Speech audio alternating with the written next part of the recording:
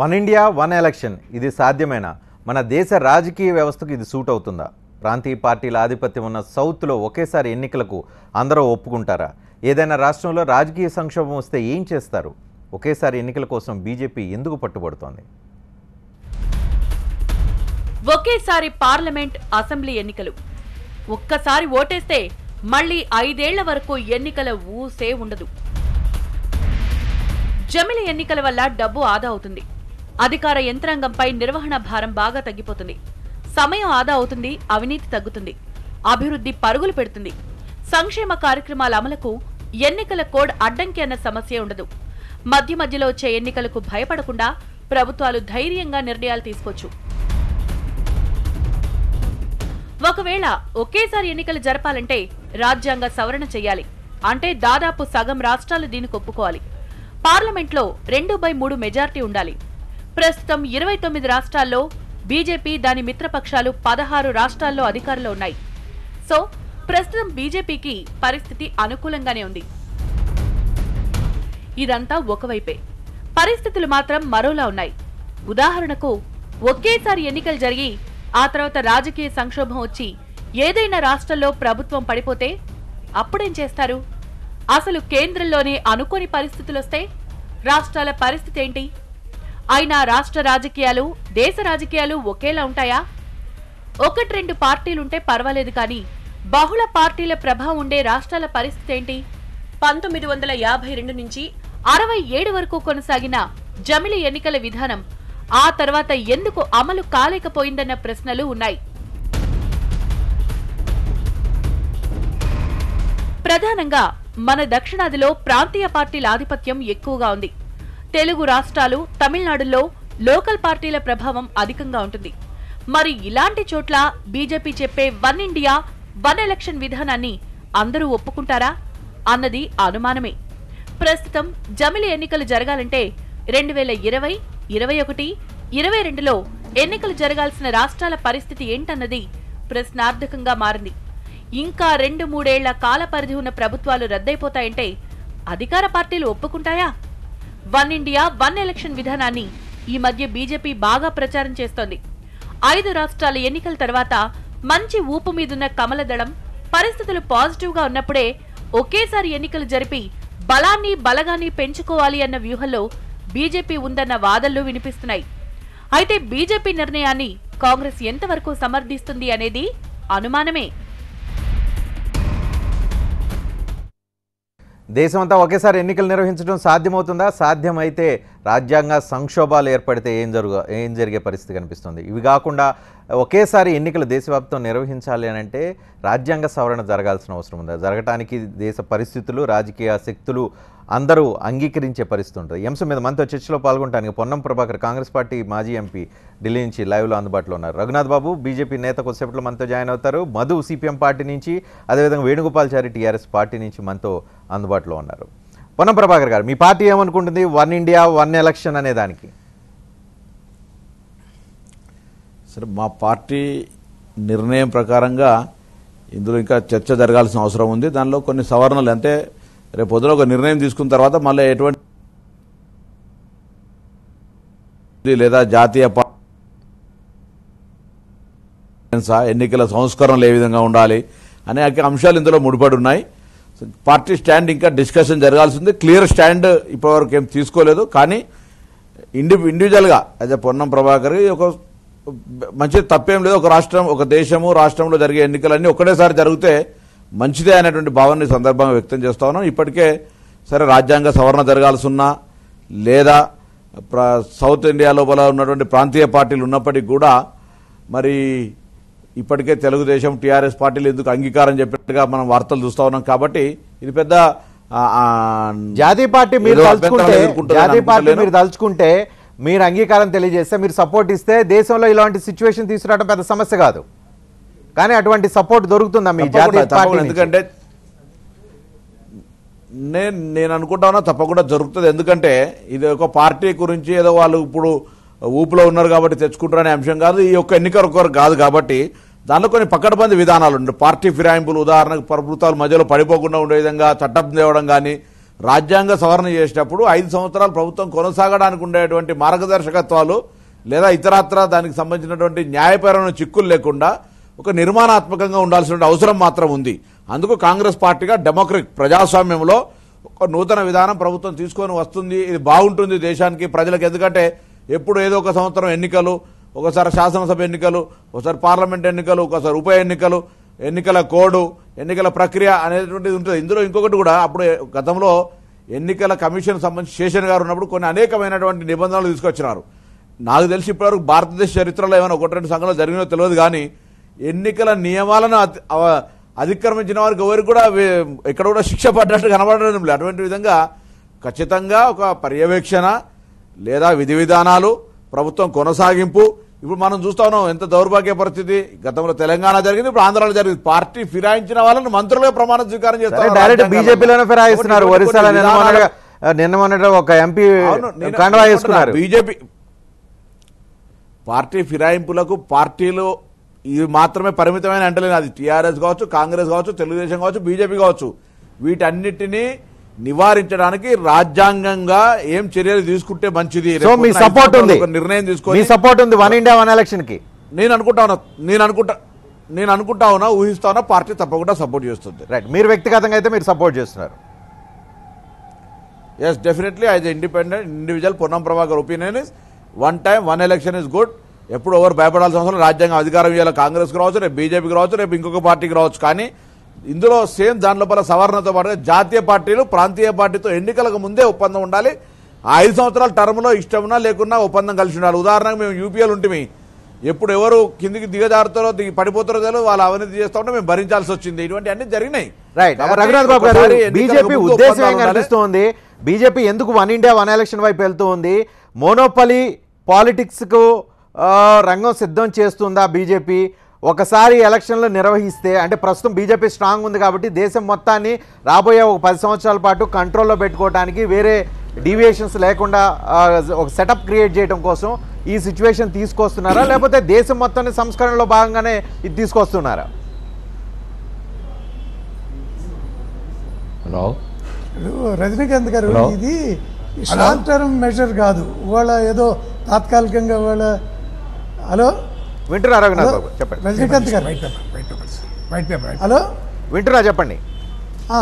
ఇది short term temporary measure కాదు, ఇది ఒక లాంగ్ టర్మ్ మెజరే. ఇప్పుడు ఇవాళ మేము స్ట్రాంగ్ ఉన్నాం కాబట్టి కాంగ్రెస్ వీక్ ఉంది కాబట్టి అంటే ఎల్లకాలం ఇలాగే ఉండవు కదా. ఒకప్పుడు 84లో మాకు 2 పార్లమెంట్ సీట్లు వచ్చినాయి, తర్వాత పరిస్థితి మారింది.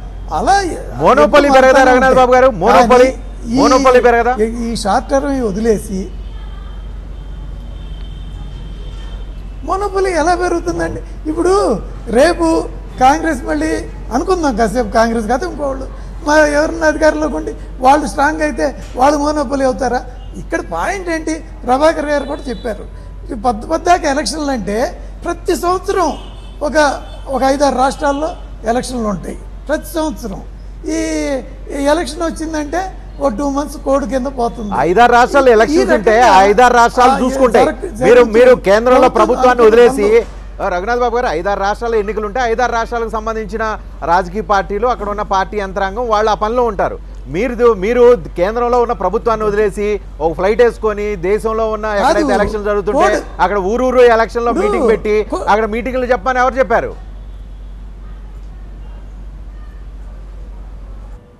ఇప్పుడు చూడండి రజనీకాంత్ గారు, మొన్న ఈ అఫోర్డబుల్ హౌసింగ్, ఈ 2,60,000 ఈ సబ్సిడీ వచ్చే ఈ స్కీమ్ని ఒక 4 నెలల క్రితం ఫ్రేమ్ చేస్తే మొన్న యూపీ ఈ 4 రాష్ట్రాల ఎలక్షన్ల కోసం వాటిని ఆపేశారు.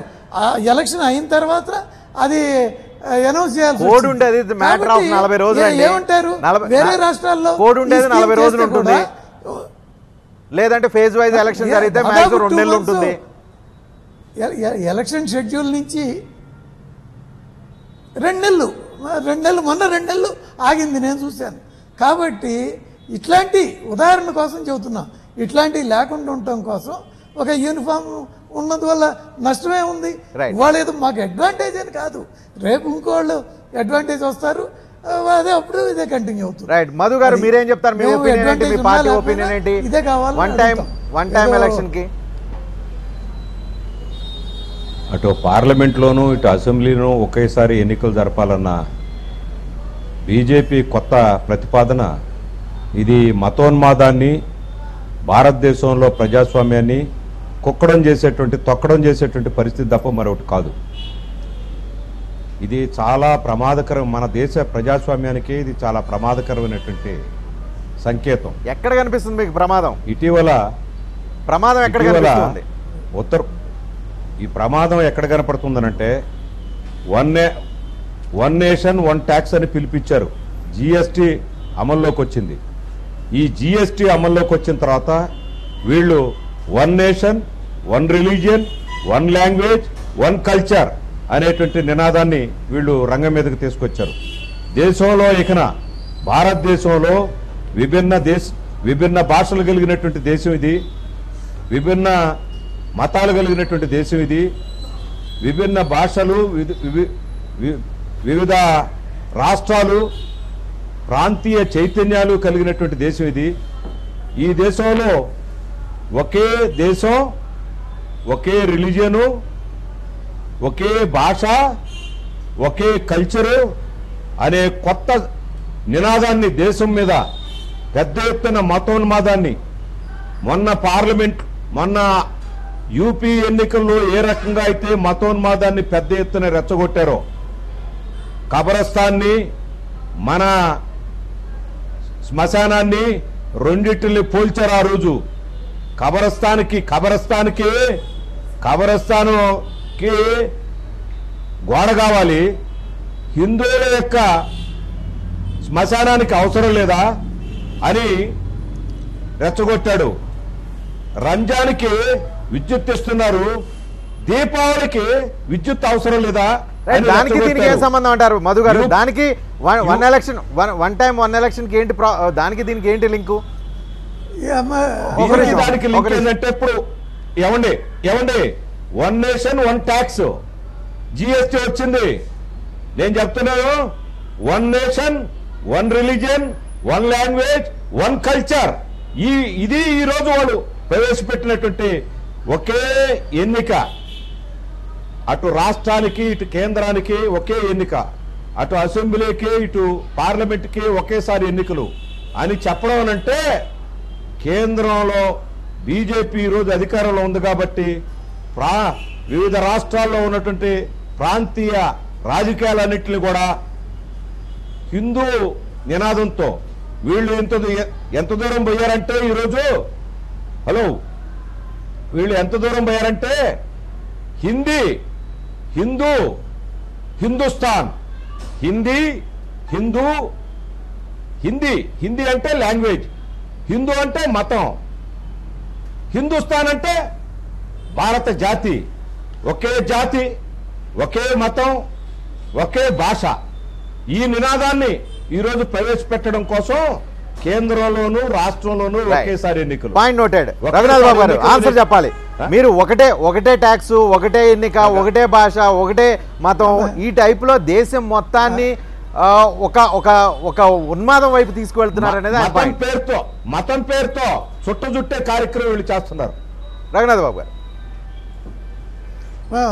ఏండి రజనీకాంత్ గారు చెప్పండి. ఇప్పుడు మేము సూర్యుడు తూర్పును ఉదయిస్తాడు అంటే ఇవి కమ్యూనిస్టులు కాదు, ఇది అబద్ధం, బీజేపీ వాళ్ళు చెప్పేది, దీనికి ఒక మతం రంగు ఉంది, దీనికి ఒక వేరే భావం ఉంది అని మాట్లాడతారు. అసలు హిందీ మాట్లాడేవాళ్ళు ఈ దేశంలో 1/3 ఆఫ్ ద ప్లేస్లో ఉన్నారు. మిగిలిన 2/3 ఆఫ్ ద కదా రఘునాథ్ బాబు గారు 1/3 ప్లేస్ మాత్రమే. రఘునాథ్ బాబు గారు ఈ పాయింట్ దగ్గర ఉండండి.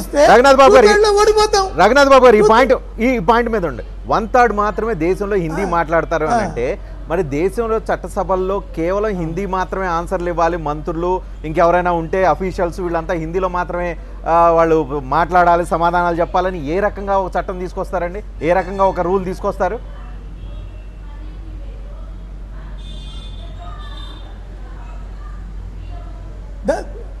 హలో రఘునాథ్ బాబు గారు, హలో, ఏ రకంగా తీసుకొస్తారు ఆ రూలు? రజనీకాంత్ గారు మిమ్మల్ని అడుగుతున్నా నేను, రజనీకాంత్ గారు మిమ్మల్ని అడుగుతున్నా నేను. ఇంగ్లీష్ లో ఇవ్వచ్చు. ఇప్పుడు లేదు, అన్ని languages లో- కొత్త రూల్ క్రియేట్ ఇప్పుడు అయింది, ఓన్లీ English లో హిందీ ఇవ్వచ్చు ఆన్సర్స్ కదా. మాత్రమే చెప్పాలని. ఇప్పుడు ఇంగ్లీష్ లో దానికి రిప్లై ఇవ్వచ్చు. కొత్త రూల్ వచ్చింది, కొత్త రూల్ క్రియేట్ అయింది, హిందీలో ఇది హిందీలో మాత్రమే ఆన్సర్లు ఇవ్వాలి. రజనీకాంత్ గారు నేను నేను అడుగుతున్నా చెక్ చేసుకోవాలి, ఈ రోజు నేను చెక్ చేసుకోవాలి. నాకు తెలిసి ఇంగ్లీష్ లో రిప్లై ఇవ్వచ్చు. అన్ని లాంగ్వేజెస్ లో కూడా అయ్యే దేశంలో వినపడుతుంటుంది BJP ఉన్నది. సభ్యులకి. ఒకేసారి సభ్యులకి ఎన్నికలు జరపాల్సిన అవసరం లేదు. ఆ లాంగ్వేజ్ లోకి ఒకేసారి ట్రాన్స్లేట్ అయ్యి ఎన్నికలు జరపాల్సిన వినపడుతుంది. అవసరం ఉంది. ఆయన క్వశ్చన్ వేస్తున్నారు, ఒకేసారి ఎన్నికలు జరపాల్సిన అవసరం ఏంటి, అంత లాజిక్ ఎందుకు వెళ్తున్నారు? ఎన్నికలు ఇప్పుడు రాజ్యాంగ సంక్షోభాలు క్రియేట్ అవుతుంది. తమిళనాడు లాంటి సిచ్యువేషన్స్ ఉన్నాయి, తమిళనాడు లాంటి సిచ్యువేషన్స్ ఉన్నాయి, వాటిని ఎట్లా హ్యాండిల్ చేస్తారు రఘునాథ్ బాబు గారు? అక్కడ క్రియేట్ అయ్యే రాజ్యాంగ సంక్షోభాలను ఏ రకంగా హ్యాండిల్ చేస్తారు? రేపు ఒకేసారి ఎలక్షన్స్ అంటే రేపు 4 సంవత్సరాల ఎలక్షన్ ముందుగా రాజ్యాంగ సంక్షోభం ఒక స్టేట్ లో వచ్చింది అనుకోండి, ఏం చేస్తారు వాళ్ళకి సొల్యూషన్?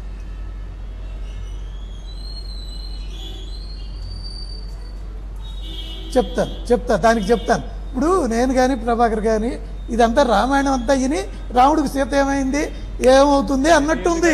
ఇప్పుడు మధు గారు అడిగేది మేము ఆల్రెడీ క్లియర్ చదువుతున్నాం. ప్రతి సంవత్సరం 2 నెలలు ఇది పోతున్నాయి.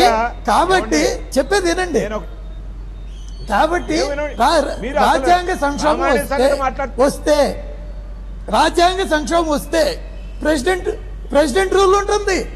ఏమైంది? ప్రెసిడెంట్ రూల్ ఉంటుంది. అది మీరు కమ్యూనిస్టులే దేశంలో అధికారం చేస్తుంటే ప్రజలు ఎన్నుకున్న ప్రభుత్వాలు ఉన్న చోట ప్రెసిడెంట్ రూలు గవర్నర్ రూలు పెట్టడం రాజ్యాంగ విరుద్ధం కదా? రాజ్యాంగ విరుద్ధం కదా? ఇప్పుడు ప్రెసిడెంట్ రూల్ పెట్టాలంటే ఇప్పుడు మనం 1,00,000 ఆలోచిస్తున్నాం. ఏమండి, ప్రజాస్వామ్యాన్ని కూలీ చేయడమే, అటువంటి పరిస్థితి ప్రజాస్వామ్యాన్ని కూలీ చేయడమే. నేను చెప్పేది అటువంటి పరిస్థితి వస్తే, నేను చెప్పేది అటువంటి గారు మన దేశంలో అనేక రాష్ట్రాల్లో ఇంక్లూడింగ్ గోవా 40 సీట్లు ఉన్న గోవాలో కూడా కోయలేషన్ ప్రభుత్వాలు ఏర్పడుతున్నాయి. 40 సీట్లు ఉన్న గోవాలో కోయలేషన్ ప్రభుత్వాలు ఏర్పడుతున్నాయి. అలాంటి చోట్ల మీరు రాజ్యాంగ సంక్షోభాలు రావాలని అనుకుంటున్నారు? 29 రాష్ట్రాలు ఉన్నాయి, 30-40 సీరియస్ పొలిటికల్ పార్టీస్ ఉన్నాయి. ఉండండి ఒక్క నిమిషం. రజనీకాంత్ గారు నన్ను ఒక్క మాట చెప్పని. ఇప్పుడు ఒక్క నిమిషం, 2 కన్నా రజనీకాంత్ గారు ఒక్క నిమిషం, 2 కన్నా ఎక్కువ పార్టీలు ఉండి 3-4 పార్టీలు ఉన్నప్పుడు ఒక గ్రూప్ అటు ఇటు వెళ్ళినప్పుడు ఇటువంటిది ఏర్పడుతుంది, కరెక్టు. కానీ వాళ్ళకి తెలుసు ఇలాంటి ప్రెసిడెంట్ రూల్ వస్తే వీళ్ళ హార్స్ ట్రేడింగ్ కూడా సంబంధం ఇది కుదరదు, ఎవరో ఒకళ్ళు ఏదో ఒకటి సెటిల్ అయిపోవాలి. కాబట్టి వాళ్ళు కూడా బాధ్యతాయుతంగా ఉంటారు. ఉదాహరణకి కేరళలో ఇన్ని సంవత్సరాలు యూడిఎఫ్ ఎల్డిఎఫ్ 2 గ్రూపులు సెట్ అయిపోయినాయి. ఒకప్పుడు అక్కడ ఇట్లా పడిపోయినాయి ప్రభుత్వాలు, కానీ తర్వాత సెట్ అయిపోయినాయి. ఆ రకంగా కూడా ఒక అడ్జస్ట్మెంట్ కూడా వచ్చేస్తుంది. ప్రభాకర్ గారు ఏదో పాయింట్ చెప్తున్నారు. ప్రభాకర్ గారు లార్జర్ ఇంట్రెస్ట్ లాభం ఉంటుంది. ఇప్పుడు అందుకే ఒకేసారి ఎన్నికలు దేశం మొత్తము అనేటువంటి అంశం సంబంధించినప్పుడు నేను ఒక్క మాట మదన్న ఒక నిమిషం ప్రభాకర్ నేను ఒక్క మాట చెప్తా యూనో, ఆ తర్వాత నువ్వు మాట్లాడు. చెప్పు. దేశంలో ప్రభాకర్, భారతదేశంలో జాతీయోద్యమ రోజుల్లో ప్రాంతీయ చైతన్యాలు అభివృద్ధి అయినాయి. బ్రిటిష్ వాళ్ళకు వ్యతిరేకంగా జరుగుతున్న పోరాటంలో ఒక్కొక్క రాష్ట్రంలో ఒక్కొక్క భాష, ఒక్కొక్క ప్రాంతంలో ఒక్కొక్క భాష మాట్లాడేవాళ్ళు. బ్రిటిష్ సామ్రాజ్యవాదానికి వ్యతిరేకంగా బ్రిటిష్ వాళ్ళు భారతదేశం నుంచి వెళ్ళిపోవాలి, మన దేశానికి స్వాతంత్ర్యం కావాలని పోరాడారు. ఆ రకంగా ప్రాంతీయ చైతన్యాలు అభివృద్ధి అయినాయి. ఈ ప్రాంతీయ చైతన్యాలు దేశానికి స్వాతంత్ర్యం వచ్చిన తర్వాత ప్రాంతీయ పార్టీలుగా ఇటీవల కాలంలో ఆవిర్భవించాయి. ఈ ప్రాంతీయ పార్టీలన్నిటిని సుట్టజుట్టి వాళ్ళ చెప్పు చేతల్లో పెట్టుకునేదాని కోసం బీజేపీ ఈ రోజు ఈ నాటకం. పాయింట్ అర్థమైంది. అంతేకాదు వేణుగోపాల్చారి గారు ఇప్పుడు రెస్పాండ్ కావాలి. వేణుగోపాల్చారి గారు ఒక్కొక్క నిమిషం, ప్రభాకర్ గారు ఒక్క నిమిషం. వేణుగోపాల్చారి గారు, ప్రాంతీయ పార్టీలను గుప్పెట్లో పెట్టుకోవడం కోసం బీజేపీ పన్నాగం పన్నింది, మీరు కూడా దానిలో పావులు అయిపోతున్నారని ఒక ఆందోళన వ్యక్తమవుతుంది మధు గారికి. ఇప్పుడు ఒకటండి, ఇప్పుడు వ్యక్తిగతంగా 1 టైం 1 ఎలక్షన్ అన్నది మంచిదే. ఎందుకంటే చాలా చోట్ల కూడా మొన్న చూసాం మనము తెలంగాణ రాష్ట్రం ఏర్పడ్డాక డెవలప్మెంట్ కార్యక్రమాలు చేయాలంటే ఎమ్మెల్సీ ఎలక్షన్ నోటిఫికేషను, తర్వాత స్థానిక ఎలక్షన్ నోటిఫికేషను, అది ఆ పరిధి కాకుండా స్టేట్ మొత్తం ఉండే పరిస్థితి వచ్చింది. అడ్మినిస్ట్రేటివ్ పరంగా వన్ టైం ఎలక్షన్ పెట్టడం మంచిదే, కానీ భారతదేశంలో ఫెడరల్ స్ట్రక్చర్ ఉన్నది. ఈరోజు ఫెడరల్ స్ట్రక్చర్ ప్రకారం కానీ కౌలన్ శక్తి రూల్స్ ప్రకారం కానీ ఒక్కొక్క స్టేట్లో ఒక పార్టీ ఎన్నికలు వస్తుంది. తర్వాత ఫెడరల్ స్ట్రక్చర్ ప్రకారంగా ప్రాంతీయ అభిమానం ఎక్కువై చాలామంది 29 రాష్ట్రాల్లో ప్రాంతీయ పార్టీలు ఎక్కువైనాయి. ఈరోజు జాతీయ పార్టీలు రోజు రోజు తగ్గుముఖం పట్టే అవకాశాలు వచ్చినాయి.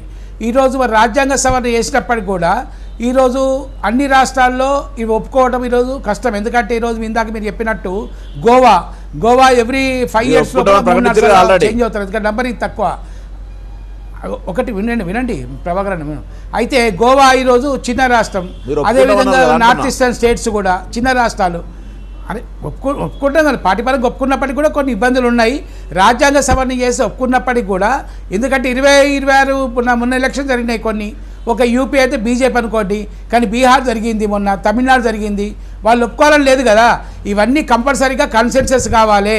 ఏ పార్టీ పొలిటికల్ ఎక్రెస్ క్రాస్ చేసేసి రాజ్యాంగ సవరణ చేసి క్రాస్ చేసేస్తే ఒకటే విధంగా ఉంటుంది, అడ్మినిస్ట్రేషన్ మంచిగా ఉంటుంది. కాకపోతే ఏదైనా స్టేట్లో రాజ్యాంగ సంక్షోభం వస్తే మరి ప్రెసిడెంట్ రూలు ఏ అధికార పార్టీ వస్తుందా, జాతీయ పార్టీలు వస్తా, ఏ పార్టీ వచ్చినా కూడా దానికి మరి ప్రెసిడెంట్ రూల్ వేస్తే అక్కడ ప్రజలకు అన్యాయం చేసినట్టు అవుతుంది.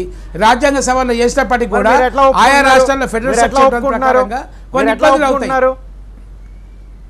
ఇన్ని ప్రాబ్లమ్స్ చెప్తున్నారు. ఓవరాల్గా స్కీమ్ వచ్చి అని చెప్పాం కదా, దాన్ని మెడాలిటీ చేయలే కదా.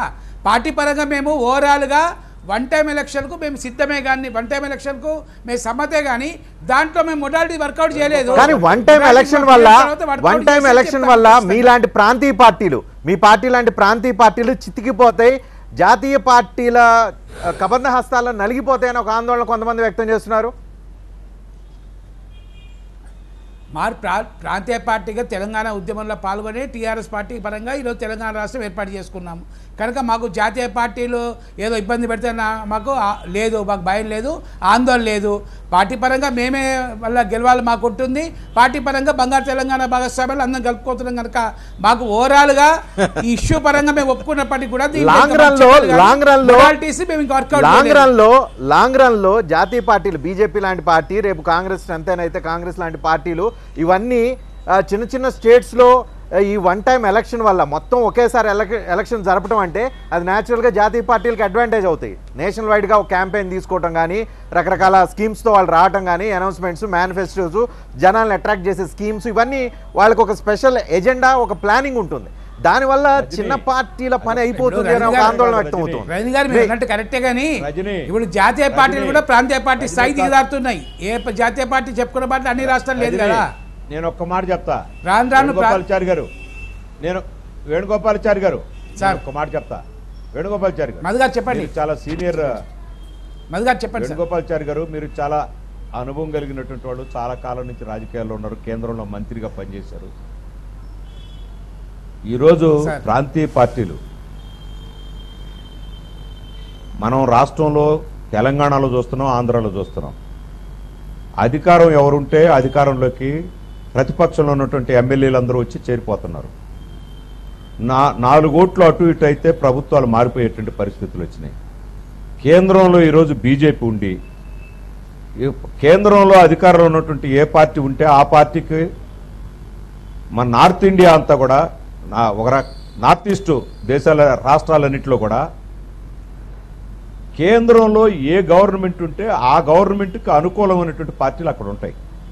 మనం 60 ఏళ్లుగా చూస్తున్నాం. సేమ్ ఇక్కడ కూడా అదే సిచ్యువేషన్ వస్తుంది. వన్ ఇండియా వన్ ఎలక్షన్ పై చర్చ చూస్తూ ఉన్నాం. పొన్నం ప్రభాకర్ గారు, ప్రాంతీయ పార్టీలు ఈ నిర్ణయం వల్ల చితికిపోతాయి, ప్రాంతీయ పార్టీలు లేకుండా వెళ్ళిపోతాయి అని అంటూ ఉన్నారు.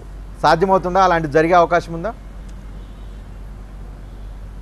అందుకే ప్రాంతీయ పార్టీలు చితికిపోవాలని వారు అనుకోరు. ప్రజాస్వామ్యంలో ప్రాంతీయ పార్టీలకు కూడా వారికి స్వేచ్ఛాభావం ఉండే విధంగానే రాజ్యాంగంలో, నేను అందుకే ముందు చెప్పిన, న్యాయపరంగా రాజ్యాంగ సవరణ జరిగేటప్పుడు భారతదేశంలో ఉన్న ప్రతి అందరి ఇంట్రెస్ట్ ఏ విధంగా ముందుకు పోతుందని ఒక ముఖ్య భారతదేశంలో ఎవరి ఇంట్రెస్ట్ లేదు, ఒక పార్టీకో ఒక వ్యవస్థకో లేకపోతే ఒక వ్యక్తికో ఉన్న ఇంట్రెస్ట్ ప్రకారం మొత్తం నడుస్తున్నట్టు కనిపిస్తూ ఉంది.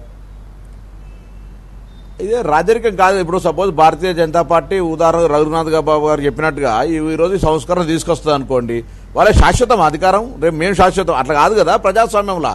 ఇంకొకటి కూడా అవును ప్రజాస్వామ్యంలో ఇది సాధ్యం- మన నేనైతే ప్రజాస్వామ్యంలో శాస్త్రం కాదంటున్నారు. పొన్నం ప్రభాకర్ ప్రజాస్వామ్యంలో శాస్త్రం కాదంటున్నారు. 5 సంవత్సరాలు రాసి పెట్టి ఇవ్వాలి అనే పద్ధతిలో నడుస్తుంది. 5 సంవత్సరాల లోపల ప్రభుత్వాలు పడిపోతే రాష్ట్రపతి పాలన వస్తుంది. దాన్ని ఏమంటారు? పడిపోకుండా ఉండడానికి చేయగలిగేటువంటి సంస్కరణ ఇన్ని పార్టీలు ఉన్నప్పుడు పడిపోకుండా ఉండే అవకాశం లేదు కదా. ఒక్కొక్క ప్రాంతానికి ఒక రాష్ట్రానికి ప్రాంతీయ పార్టీలు ఉండి దేశం మొత్తంలో ఒకే పార్టీ పూర్తిసాలి. ఇప్పుడంటే మోడీ ఉన్నారు, ఆయన కరిష్మాతో ఎంతో కొంత ఎక్కువ సీట్లు సాధించుకోగలిగే పరిస్థితుంది. గత మనం 2 డెకేడ్స్ కనుక చూస్తే ఎవరికి సింగిల్ మెజారిటీ కనిపిస్తూ ఉంది.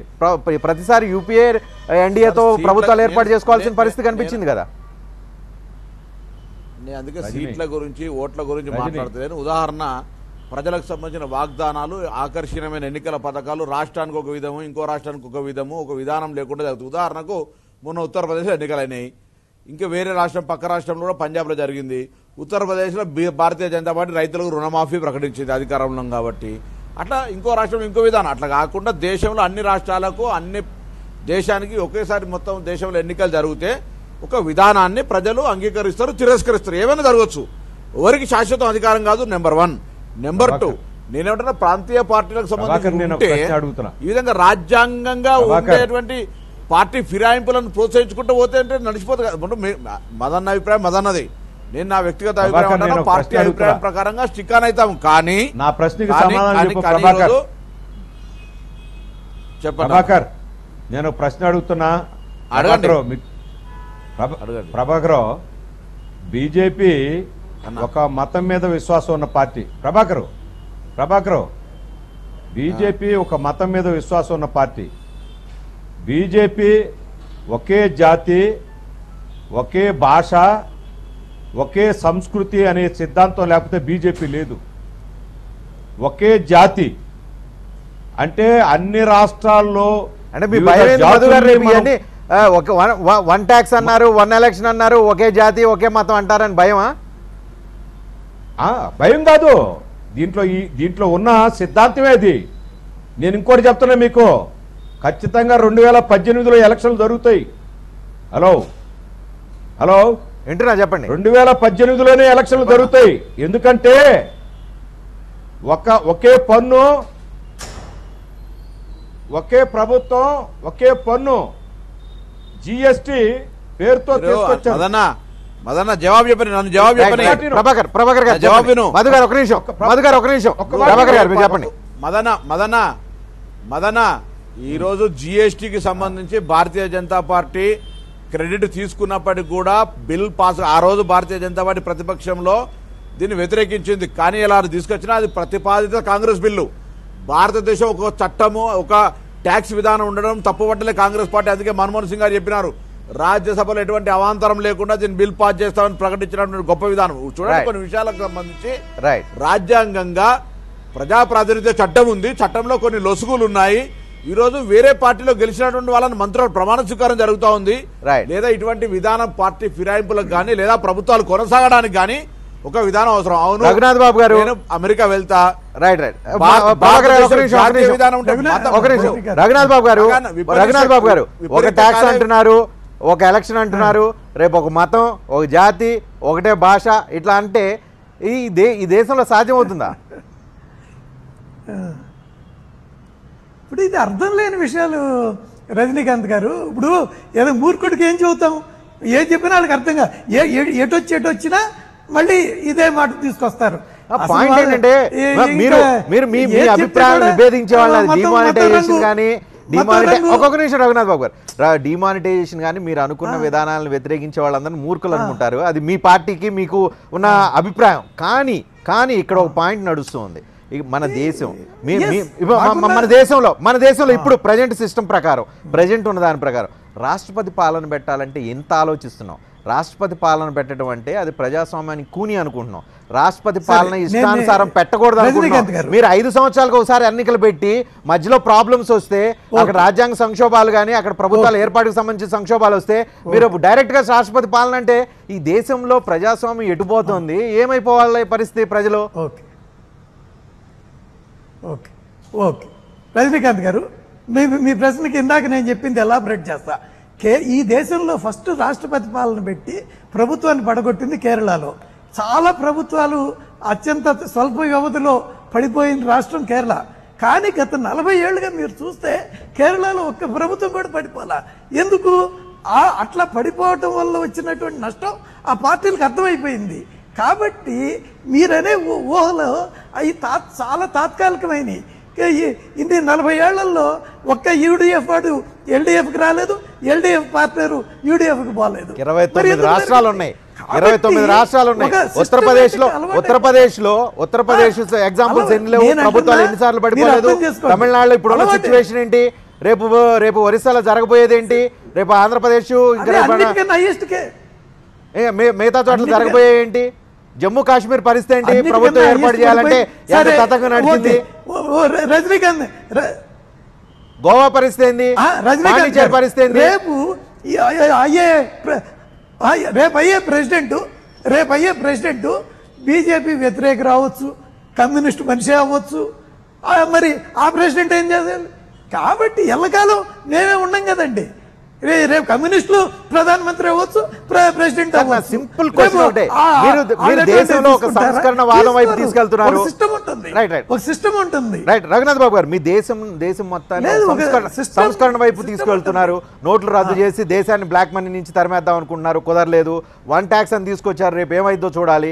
1 ఎలక్షన్ ప్రపోజల్ చేస్తున్నారు. పెండింగ్లో మహిళా రిజర్వేషన్ బిల్లు ఉంది, దాన్ని చేయండి సార్. ముందు దాన్ని చేసి మిగతా వాటి గురించి చేయండి.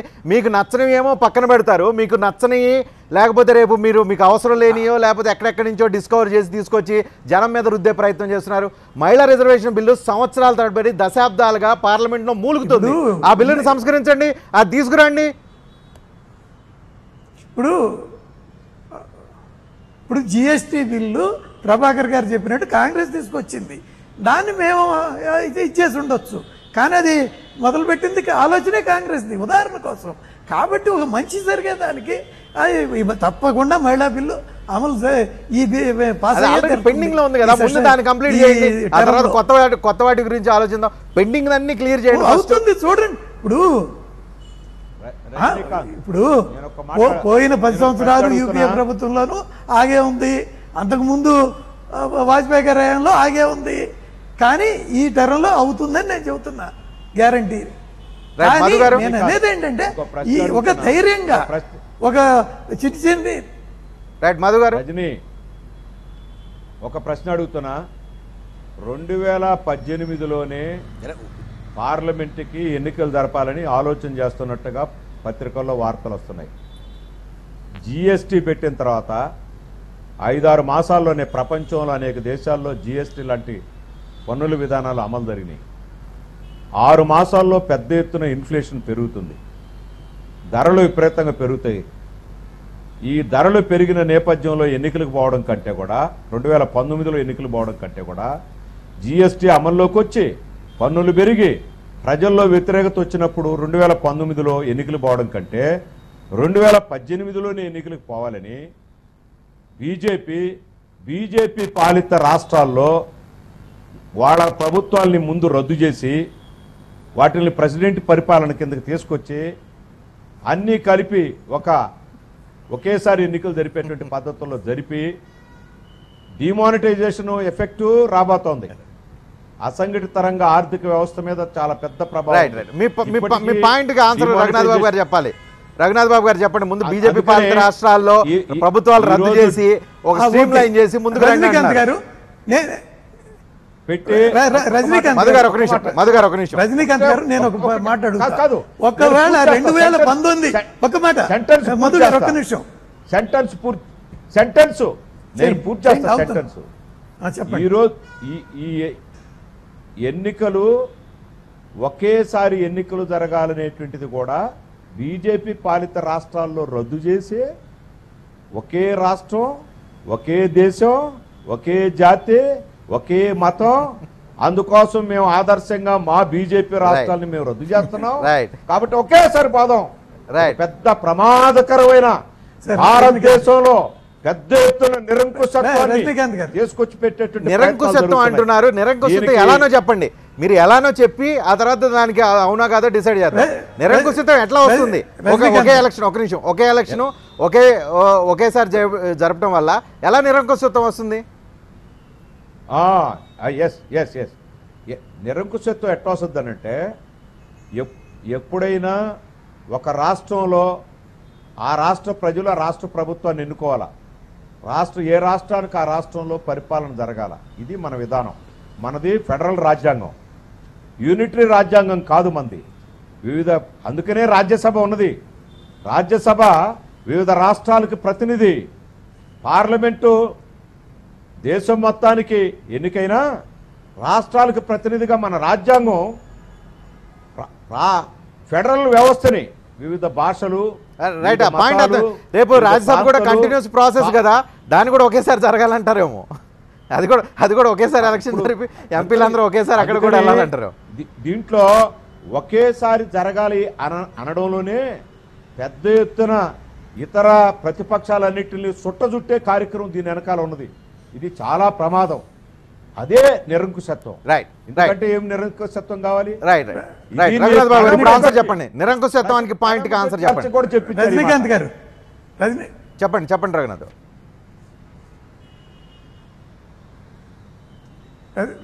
రజనీకాంత్ గారు, ఇప్పుడు మధు గారు ఇందాక ఒక మాట అన్నారు, ఏమని 2018లో ఎన్నికలకు రావడానికి మేము ఇది ప్లాను అని. అంటే 2019లో ఎన్నికలకు వచ్చేటట్టయితే ఈ ఒకేసారి ఎన్నికలు జరగటం ఆమోదమేనా? నేను మధు గారిని ఒక ప్రశ్న అడుగుతున్నా. 18కి రాము, 19కే వస్తాం, అప్పుడైతే ఓకేనా? రైట్. దాని గురించి వదిలేండి, మీరు ఆన్సర్ చెప్పండి. నిరంకుశత్వం పెరిగిద్ది అనే పాయింట్ రైజ్ చేస్తున్నారు. ప్రతిపక్షాలన్నీ చుట్టి పక్కన పడేయడానికి, ప్రాంతీయ పార్టీని సైడ్ చేయడానికి, నిరంకుశత్వ పోకడలకి ఇది రీజన్ అవుతుందని. ఇవన్నీ రజనీకాంత్ గారు, ఇవన్నీ ఇది కమ్యూనిస్టుల యొక్క పడిపదాలు. ఏది ఈ మతం, ఈ నిరంకుశత్వం, దేశం విచ్ఛిన్నం. ఈ దేశం విచ్ఛిన్నం, ఈ దేశం మీద ఇతర దేశాల మీద లవ్ ఉంది, మాకేం లేదు. మాకు ఈ దేశం మీదే లవ్ ఉంది. కానీ ఇతర దేశాల మీద లవ్ ఉన్నాళ్ళు దగ్గర మేము నేర్చుకోవాల్సిన అవసరం లేదు. కానీ ఇక్కడ ఈ మాటలు మాట్లాడేవన్నీ కేవలం అపోహలు, అవన్నీ అసందర్భ మాటలు. ఒక కాంక్రీట్ సజెషన్స్ చెప్తే తప్పకుండా చర్చను జరుగుతుంది. వేణుగోపాల్చారి గారు చాలా పాయింట్స్ చెప్పారు. ఏ బిల్లులు పాస్ అవ్వు. వేణుగోపాల్చారి గారు చాలా పాయింట్స్ లిస్ట్ అవుట్ చేశారు. అంటే దీన్ని యాక్సెప్ట్ చేస్తూనే ఇన్ని రకాల ప్రాబ్లమ్స్ ఉన్నాయని, వాటిని అడ్రస్ చేయాల్సిన అవసరం లేదా? ప్రాంతీయ స్థాయిలో, స్టేట్ల స్థాయిలో వచ్చే ఇష్యూస్ అన్నిటినీ అడ్రస్ చేయాల్సిన బాధ్యత తప్పకుండా రజనీకాంత్ గారు. ఇప్పుడు ఇవన్నీ చర్చకు వస్తాయి కదండి. ఇప్పుడు ఇవన్నీ రేపు చర్చకు వస్తాయి కదా. ఒకవేళ ఇది మూవ్ చేయగానే, ఇది ముందు అసలు చర్చ జరిగినాకే మూవ్ చేయడం జరుగుతుంది. చారి గారు చెప్పండి. వేణుగోపాల్ సార్ గారు, ఇప్పుడు భారతీయ జనతా పార్టీ వాళ్ళ కార్యకర్తల మీటింగ్లో కావచ్చు, వాళ్ళ ప్లీనరీ డిస్కస్ చేసిండ్రు. ఓకే, ఇది ఈరోజు దేశవ్యాప్త చర్చకు, ముఖ్యంగా టీవీ చర్చకు ఇది అంకితమైంది. ఒకటి, దీంట్లో రాజ్యాంగ సవరణ చేసేటప్పుడే ఇందాక చెప్పినట్టు అన్ని పార్టీలు, అన్ని రాష్ట్రాల్లో కన్సెంట్ తీసుకోవాల్సిన బాధ్యత ఉంటుంది. ఈరోజు బీజేపీ ఈడన్ ఏజెండా ఏదైనప్పటికీ కూడా గతంలో కూడా మన దేశం లోపల 2 రాష్ట్రాల్లో ఎలక్షన్, దేశ స్థాయిలో, రాష్ట్ర స్థాయి ఎన్నికలప్పుడు ప్రజలు విజ్ఞతతో ఓటేశారు. రాష్ట్రంలో ఒక పార్టీని గెలిపించారు, దేశంలో ఒక పార్టీని గెలిపించారు. అంటే ఎలక్షన్ వచ్చేటప్పటికి కనుక దీనివల్ల ఏంటంటే ఒకటి ప్లస్ ఉన్నది, మైనస్ ఉన్నది. ఫెడరల్ స్ట్రక్చర్ ప్రకారంగా కొత్త రాష్ట్రాల ఎన్నికలు జరిగిన తర్వాత 4 సంవత్సరాల ముందు ఏ పార్టీ కూడా, ఏ ప్రభుత్వం కూడా పోవడానికి సిద్ధంగా పడదు.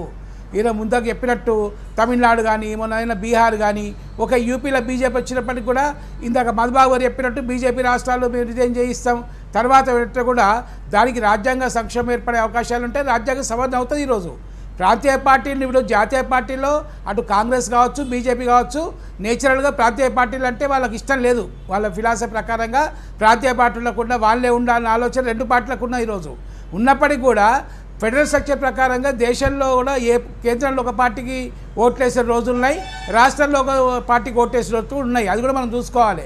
కనుక ఏదేమైనప్పటికీ కూడా ఇది ఖచ్చితంగా రాజ్యాంగ సంక్షేమం దారితీస్తుంది. రాజ్యాంగ సవరణ అవసరం ఈరోజు. ఎందుకంటే అన్ని పార్టీలను కలపాలి, కన్సల్ట్ చేయాలి. అంత తొందరగా ఈ ఆలోచన మరి బహుశా ఇంప్లిమెంట్ అవుతా అనుకోము. ఎందుకంటే ఏ పార్టీ ఒక విధంగా ఒప్పుకునే పరిస్థితి లేదు. కాదు, ఎందుకంటే వాళ్ళు తీసుకున్నప్పటికీ కూడా అడ్మినిస్ట్రేటివ్ మ్యాటర్లో మంచిది కావచ్చు కానీ కానీ ఇక్కడ చారి గారు ఒక చిన్న లెక్క చెప్తాను. రాజ్యాంగ సవరణ చేయాలంటే half of the states support చేయాలా, 2/3 మెజార్టీ కావాలా, 2/3 మెజార్టీ ఉంది. దాదాపు మిత్రపక్షాలు మీలాంటి సపోర్ట్ చేసే పక్షాలు మొత్తం కలిపితే 16 స్టేట్లు, 29లో 16 స్టేట్స్, దాదాపు 50% ప్లస్ సపోర్ట్ ఉంది. ఈజీగా చేసేయచ్చు. పెద్ద ఇదైతే అంత చెయ్యలేనంత పెద్ద ఇష్యూ అయితే కాదు. సింపుల్గా అయిపోవడానికి అవకాశాలు మెండుకు కనిపిస్తూ ఉన్నాయి. వాళ్ళు అందుకే కదా, దానిలో భాగంగానే కదా స్టేట్స్ అన్నింటిలో ఈవెన్ పాండిచేరి లాంటి దాంట్లో కూడా ప్రభుత్వాన్ని ఏర్పాటు చేయడానికి తీవ్రంగా ప్రయత్నాలు చేస్తున్నారు. గోవాలో ఆల్రెడీ ఏదో ఒకటి జిమ్మిక్ చేసేసి అక్కడ ప్రభుత్వం ఏర్పాటు చేశారు. మెజారిటీ స్టేట్స్ వాళ్ళు హ్యాండిల్ చేసుకోగలుగుతూ ఉన్నారు. అంటే దూరదృష్టితోనే అని చేస్తున్నారేమో అనేది నా డౌట్. అంటే మీరు అన్నట్టు అది కూడా హిడెన్ ఎజెండా ఉండవచ్చు. ప్రాంతీయ పార్టీలు మట్టు పెట్టాలి, ప్రాంతీయ పార్టీలు రాకుండా అనే ఆలోచన ఉండవచ్చు. జాతీయ పార్టీగా బీజేపీకి ఉండవచ్చు, ఒకే జాతీయ పార్టీ కాంగ్రెస్కి ఉండవచ్చు. కానీ ప్రజలు ఈరోజు ఈరోజు మీకు ఇంతకుముందు చెప్పినట్టు ఎలక్షన్ జరిగినప్పుడు కేంద్ర స్థాయిలో ఎంపీలకు ఎమ్మెల్యేకి ఎలక్షన్ జరిగినప్పుడు ఎమ్మెల్యేకి ఒక పార్టీ ఇచ్చారు, ఎంపీలకు ఒక పార్టీ ఇచ్చిన చరిత్ర కూడా మన భారతదేశంలో చూస్తున్నాం మనం ఈరోజు. కనుక ఈరోజు అడ్మినిస్ట్రేటివ్ పరంగా మనకు ఫెసిలిటేట్ ఉన్నప్పటికీ కూడా, రాజ్యాంగ పరంగా మెజార్టీ ఉన్నప్పటికీ కూడా బహుశా అంత తొందరగా అన్ని పార్టీలు కానీ అన్ని రాష్ట్రాలు కానీ ఒప్పుకోవాలని నా ఆలోచన. ఈరోజు ప్రభాకర్ గారు ఫైనల్ కంక్లూడింగ్ కామెంట్ మీకు అవుద్దని నమ్మకం ఉందా? తప్పకుండా సరి అయిన విధంగా ప్రజాస్వామ్యాన్ని కాపాడడానికి రాజ్యాంగంలో కొన్ని సవరణలు చేసి ప్రాంతీయ పార్టీల యొక్క ఉనికిని కాపాడుతూ ఒకే దేశంగా ఎన్నికలు జరగడానికి సంబంధించిన విషయంలో ఏం అభ్యంతరాలు ఉండవో అని అనుకుంటా ఉన్నాం. ఇందులో ఎవరి హక్కులను హరించకుండా, పార్టీ ఫిరాయింపులకు అవకాశం లేకుండా అభివృద్ధి అనేటువంటిది నిరంతరం జరిగే విధంగా, ఉదాహరణకు ఏ రాష్ట్రానికి సంబంధించిన వాళ్ళు ఎవరో పూర్తిగా ఎన్నికల ప్రకటనలు చేయడం, అమలు చేయకపోవడం లాంటి విధానాలకు సంబంధించి కొన్ని సంస్కరణలు తీసుకొచ్చి వస్తే బాగుంటుందని నా వ్యక్తిగత క్లారిటీ ఇస్తారు వీటి మీద.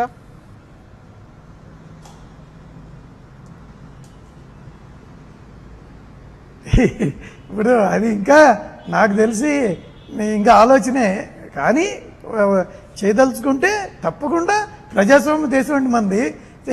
ఇందిరాగాంధీ లాంటి వారిని, ఎన్టీ రామారావు గారు లాంటి వాళ్ళని ఒక స్థానాల్లో ఓడించిన దేశం, గెలిపించిన దేశం. అందుకని ఒక ప్రజాస్వామ్యం మన దగ్గర చాలా బలంగా ఉంది. కాబట్టి ప్రజాస్వామ్యయుతంగానే ఏదైనా జరుగుతుంది, అందరితో చర్చ జరపడం జరుగుతుంది. కొంతమంది వ్యతిరేకించే వాళ్ళు ఉండొచ్చు, కానీ మెజారిటీ పూర్తి అబ్సల్యూట్ 2/3 మెజారిటీ టైప్లోనే ఇవన్నీ జరుగుతాయి. కాబట్టి దీనికి అపోహలు, భయాందోళనలు అవసరం లేదు అనేది నా ఉద్దేశం. Right, thank you very much. చర్చలో పాల్గొన్నందుకు. ప్రజాస్వామ్య అతిపెద్ద ప్రజాస్వామ్య దేశం, 130 కోట్ల ప్రజలున్న దేశం. ఇటువంటి ప్రజాస్వామ్య దేశంలో అన్నీ ఆలోచించి జాగ్రత్తగా చేయాల్సిన అవసరం ఉంది. ఒకే ఎలక్షన్ జరిపితే మంచిదే, కానీ అది ప్రజాస్వామ్యం ప్రజల అభిప్రాయానికి భిన్నంగా వెళ్ళకూడదు. ప్రజాస్వామ్యం కూని కాకుండా జాగ్రత్త పడే రీతిలో ఈ చట్టాలు కానీ ఇవన్నీ కొత్తగా వన్ కంట్రీ వన్ ఎలక్షన్ అనేది అటువంటి నిర్ణయాలు కూడా రావాల్సిన అవసరం అయితే కనిపిస్తుంది. ఇన్ని భాషలు, ఇన్ని ప్రాంతీయ పార్టీలు ఉన్న ఈ దేశంలో ఖచ్చితంగా ఒక పద్ధతి ప్రకారం ఏదైనా జరగాల్సిన అవసరాన్ని కేంద్రంలో ఉన్న ప్రభుత్వాలు గుర్తించాలని కోరుకుంటూ కార్యక్రమం చూస్తున్నామండి. TV9.